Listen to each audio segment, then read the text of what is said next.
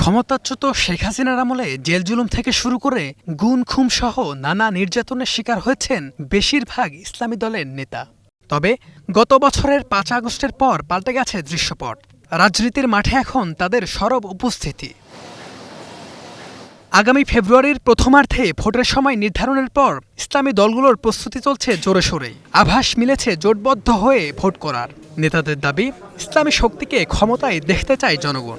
অতীতে যারা দেশ শাসন করেছে তারা ব্যর্থ হয়েছে, অতএব এখন মানুষ নতুন সরকার দেখতে চায়, নতুন কাউকে ক্ষমতায় আনতে চায়।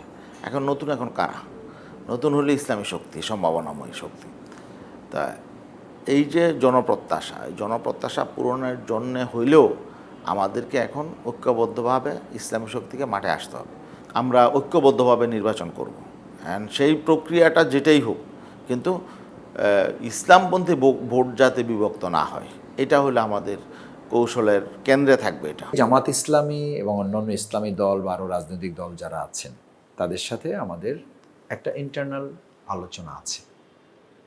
স্বাভাবিকভাবেই আমরা আমাদের আহ্বানটা বলছি তাদের কাছে যে আমরা সৎ, দক্ষ, কল্যাণমূলক একটা রাষ্ট্র, নন কারাপশন এবং গুড গভর্নেন্সের একটা ওয়েলফেয়ার স্টেট আমরা চাচ্ছি, একটা কল্যাণমূলক রাষ্ট্র আমরা চাচ্ছি। যদি আপনারা এটার সাথে একমত হন তাহলে আমরা সবাই মিলে কাজ করতে চাই। এই চিন্তা দৃষ্টিভঙ্গিতে যে দল চাইবে আমরা তাদের সাথে জোটবদ্ধ হয়ে ইলেকশন করতে চাই। চাঁদাবাজ, দখলদার, সন্ত্রাস, প্রভাব বিস্তার করা, মানুষকে হয়রানি করা, মানুষকে দাস মনে করা, মানুষকে গোলাম মনে করা, রাষ্ট্রের মালিকানা কোনো একটা ব্যক্তি, পরিবার বা কোনো একটা দলের দিকে নিয়ে যাওয়া, এই জায়গাটা থেকে মানুষকে আমরা মুক্তি দিতে চাই। এখান থেকে যারা বেরিয়ে কাজ করতে চায় আমরা তাদের সাথে জোট করতে সর্বোচ্চ ছাড় দিই। ফেব্রুয়ারির মধ্যে সুষ্ঠু নির্বাচন করা চ্যালেঞ্জিং মন্তব্য করে নেতারা বলছেন, আলোচনা করে ভোটের সময় নির্ধারণ করা দরকার ছিল। সংস্কার বিচার ছাড়া ভোট হলে জুলাই গণঅভ্যুত্থান বিফলে যাবে। ফ্যাসিবাদী শাসনের আমলে যারা অত্যাচারিত, যারা মজলুম, তারা ঐক্যবদ্ধ থাকলেই আর কোনো ফ্যাসিবাদের এখানে জন্ম হবে না। বিচার এবং সংস্কার কার্যক্রম যদি শুরু হয়ে যায়, সংস্কার তো দ্রুত সম্ভব, এবং বিচার কার্যক্রম যদি প্রক্রিয়ায় চলে, তাহলে নির্বাচন ফেব্রুয়ারিতে হলে কোনো অসুবিধা হবে না আমরা মনে করি। জনগণ যদি তার ভোটাধিকার প্রয়োগ করতে পারে তাহলে অবশ্যই নির্বাচন কমিশনের কার্যক্রম সফল বলে বিবেচিত হবে।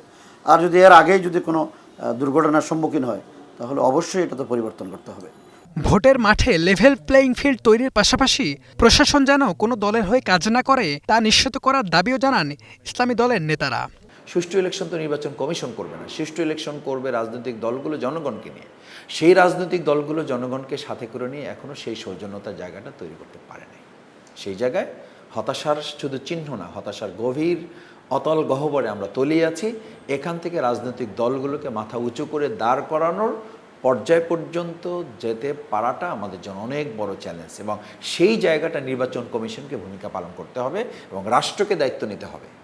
রাষ্ট্রকে এই সিস্টেমে রাজনৈতিক দলগুলোকে নিয়ে আসার জন্য প্রক্রিয়ায় তাদেরকে বলতে হবে যে প্লিজ আমরা একটা সুষ্ঠু, অবাধ, গ্রহণযোগ্য অংশগ্রহণমূলক নির্বাচন করতে চাই, আপনাদের সহযোগিতা চাই। এখন আপনি সেনাবাহিনীকে বা সশস্ত্র বাহিনীকে আপনার স্ট্রাইকিং ফোর্স হিসাবে রেখে দিবেন, তারা শুধু ওই সড়কে ঘুরবে আর পাশে একটা সন্ত্রাসী বাহিনী সে অপকর্ম করছে তাকে দেখেও না দেখার ভান করবে, তো কোনো কাজ হবে না।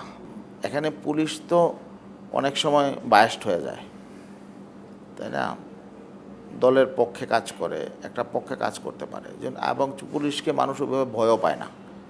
সেনাবাহিনীকে বা অন্যান্য বাহিনীকে মানুষ যেভাবে ভয় পায়, কিন্তু পুলিশকে দেখা যায় সেভাবে ভয় পায় না। এই জন্যে আমরা তো দাবি জানিয়েছি প্রত্যেকটা সেন্টারে যাতে সেনাবাহিনী দেওয়া হয়।